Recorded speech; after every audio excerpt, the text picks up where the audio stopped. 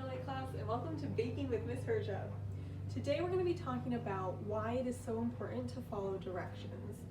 Now, I thought it would be a great idea to do this by baking up some half moon cookies, and you'll find out what those are by the end of this video. So it is so important that when you're reading a recipe that you follow the instructions on the recipe. Otherwise, your baking or your cooking may not turn out the way you want it to. So you're going to follow along with me, and I'm going to make sure I read through the recipe instructions very closely so that I don't make any mistakes, okay? Let's get started. So the first thing on my instructions say to preheat the oven to 350 degrees Fahrenheit. So I'm going to set that up. So that way while I'm baking, the oven can be heated up and ready. So when I'm ready to put my cookies in, the oven will be ready too. Then it says to cream together sugar and shortening. So I have my shortening here and I have my sugar, and it tells me that I need 1 cup of sugar. I'm going to pour in my 1 cup of sugar, and I need half a cup of shortening. Now my shortening comes in this way, and that is 1 cup of shortening. So I had to cut it right down the middle so that now I have half a cup of shortening. So I'm going to go ahead and put in my half a cup of shortening. And then it says to cream them together, which means that I need to mix those up. So I'm going to take this over to the mixer and get started.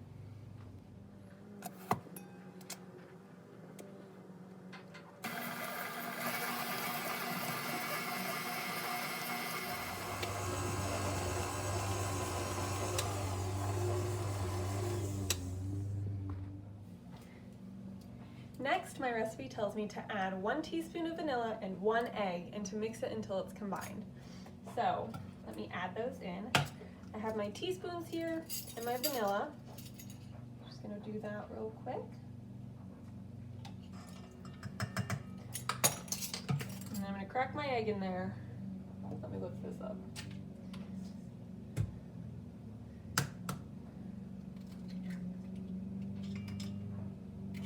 Perfect, and then we're going to mix that all together until it is combined.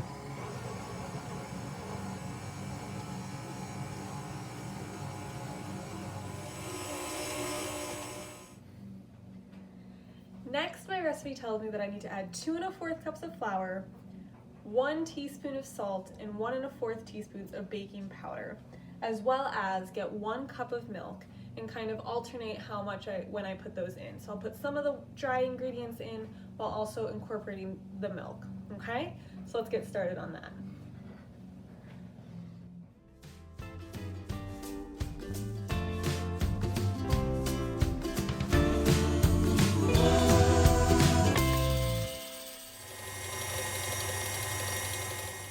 Now that the cookie batter is all done, I have it right here, and it is kind of like a thick cake batter because this cookie is actually very much like a cake.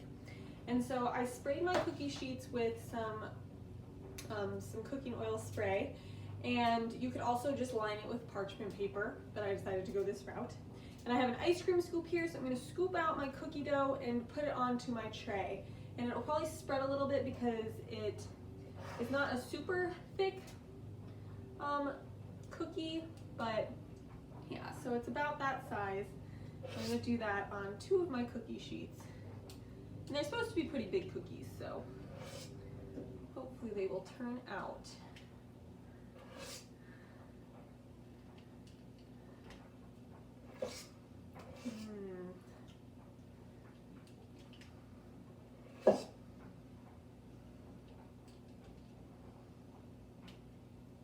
And I find that I can fit about, let's see, I think I'll fit about 3, 6, 9 cookies on here. Hopefully. They might spread into each other a little bit, but that's okay.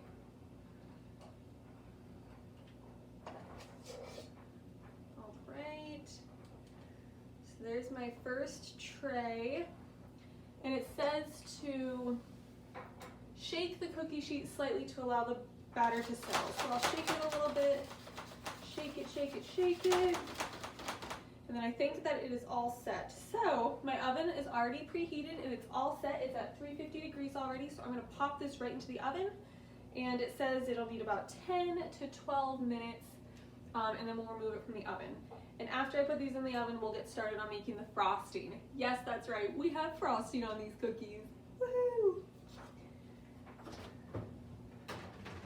All right, 4th grade, so let's get started on the frosting. To start, we needed 4 tablespoons of butter, which I went ahead and put in here. I actually melted it down a little bit because I just pulled it out of the fridge and so it wasn't very soft. So I just threw it in the microwave for a couple of seconds. Then I need 2.5 cups of confectioner's sugar or powdered sugar. So I'm gonna go ahead and get that. Break it up a little bit. So 1 cup. 2 cups, and then here's my 1/2 cup.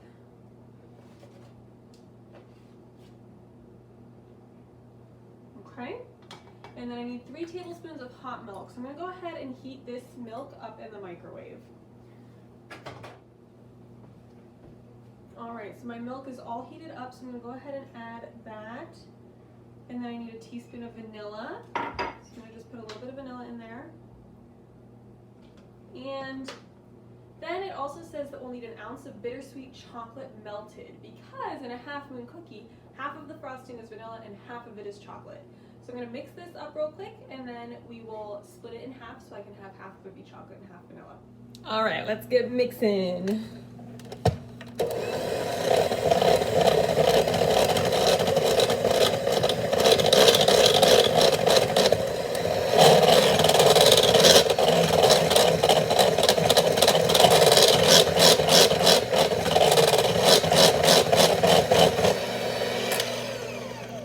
Right, and that's looking pretty good. It is looking a little bit thin, so I think I'm gonna add a little bit more powdered sugar just to thicken it up. I'm just gonna go ahead and add like another 1/2 cup of powdered sugar. I'm gonna continue mixing.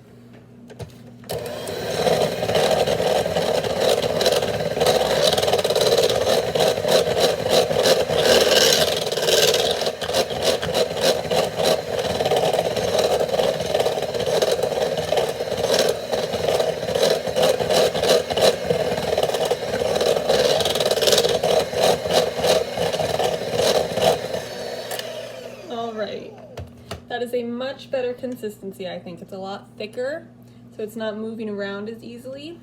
So then I'm gonna split this into 2 containers. So one's gonna be for vanilla and one's gonna be for chocolate. And all you have to do for the chocolate is just melt some chocolate chips or something and pour them in there and just mix it up, okay? Let's get started. All right, 4th grade, so here I have my melted chocolate, and I just did 1 ounce of bittersweet chocolate. So I just kind of took like kind of a little handful. I think if you have more than enough chocolate, that's totally fine.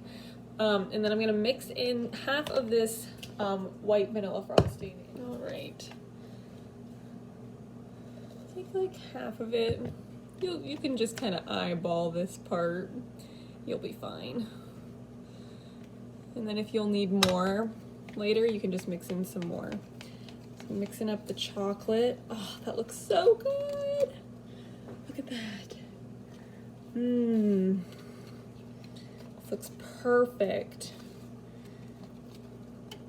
And you know what? I think I could even add a little bit more of this vanilla because there's still enough vanilla, I think.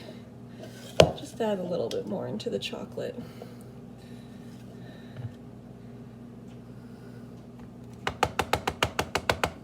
Okay. Mix that all together. Yes. Oh, it looks so yummy. I just want to eat it right now. All right, and then I think we're all set, and I'm pulling the cookies out of the oven so I can show you those next. Here are the finished cookies. They're a little misshaped, but that's okay, like that one over there. That's fine though. They kind of look like little pancakes if you take a look at them. If you flip them over, they're a little bit golden on the other side, so that's something that you want to see. So that you know that they're done, right? All right, 4th grade, we have now literally gotten to the worst part of baking when you have to wait for the cookies to cool before you can frost them. So try not to eat any of them and maybe go do something else for a little while because we have to wait for these cookies to cool before we can frost them.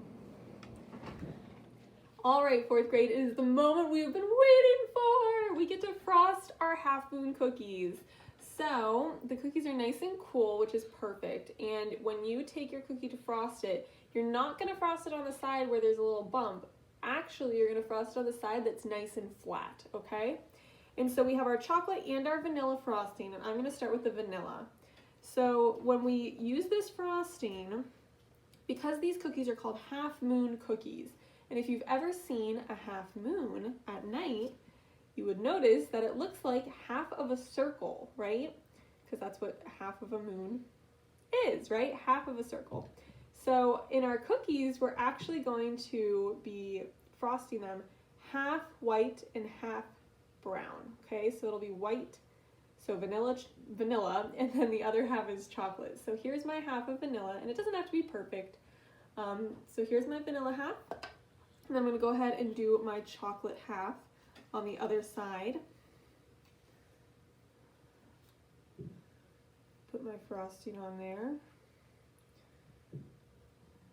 Looks very nice. You can take your time with this. It's very fun to frost cookies, but you don't want to make them look ugly, so you want to make sure you take your time with them. It's kind of like painting in a way. So I have my chocolate on here. Let me just finish it up. I know, you want to eat it. We have to be patient. All right, so I think that's pretty good. So, as you can see, it is a half moon. So that's all you have to do, and that is your half moon cookie. Now, oh wait, I have to lick the frosting, right? So, as I was baking this, I made sure that I followed all of the instructions on the recipe so that I didn't make any mistakes, right? And so, in our story this week, The King in the Kitchen, we learn that it is important that we follow directions and follow recipes so that we don't make mistakes. Now, we also learned that making mistakes can sometimes turn into great successes, like the king actually invented glue because he made a mistake in the kitchen. And that's a pretty cool invention, right? So I just want to make sure you know how important it is to follow directions, not only when you're baking, but also when you're out in the world or in your classroom. There are directions and rules in this world for a reason, and you should follow them in order to make sure that you are safe and happy and everything goes as planned. All right? I hope you enjoyed. If you get to bake these, please send me pictures. Oh my goodness, I would love that. Thank you so much for watching Baking with Miss Hyrcza. I'll see you next time.